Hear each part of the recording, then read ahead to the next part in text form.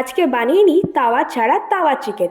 প্রথমে চিকেনটাকে নুন, পরিমাণ মতো আদা রসুন বাটা, তার সাথে পরিমাণ মতো দই দিয়ে ভালো করে ম্যারিনেট করে রাখতে হবে 1 ঘন্টা।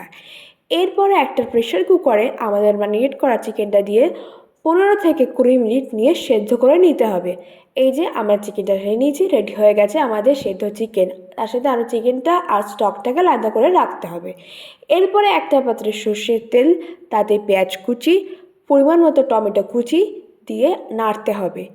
এরপরে দিতে হবে কাঁচা লঙ্কা কুচি, তোমাদের আন্দাজ মতো, যারা ঝাল বেশি খাও আর একটু বেশি পরিমাণ, কম দিলে এটাই ঠিক আছে। এরপরে দিতে হবে ধনে জিরের গুঁড়ো স্বাদ মতো। এরপরে দিতে হবে আবার আস্তে আস্তে নাড়াতে হবে। এরপর দিতে হবে আমাদের চিকেনের স্টকটা দিয়ে আবার হালকা হালকা নাড়তে হবে, যাতে সব আমাদের মশলাগুলো মিশে যায়। তারপরে পরিমাণ মতো নুন আর হালকা একটু সামান্য চিনি। এরপরে চিকেনটা দিয়ে আবার একটু কষিয়ে নিতে হবে। যতক্ষণ না ড্রাই হচ্ছে বুঝবে আমাদের চিকেনটা রেডি না। আর এটা কিন্তু ড্রাই হবে। ড্রাই খেতে সবথেকে বেশি টেস্টি লাগবে। আর এটা বাড়িতে যে কোনো গেস্ট আসলে চটপট বানিয়ে নাও, দেখবে সেও চেটেপুটে খাবে। আর নামানোর আগে দিতে হবে কসৌরি মেথি, স্বাদ আর একটু হালকা দুর্দান্ত গন্ধের জন্য। আমাদের প্রায় চিকেনটা রেডি।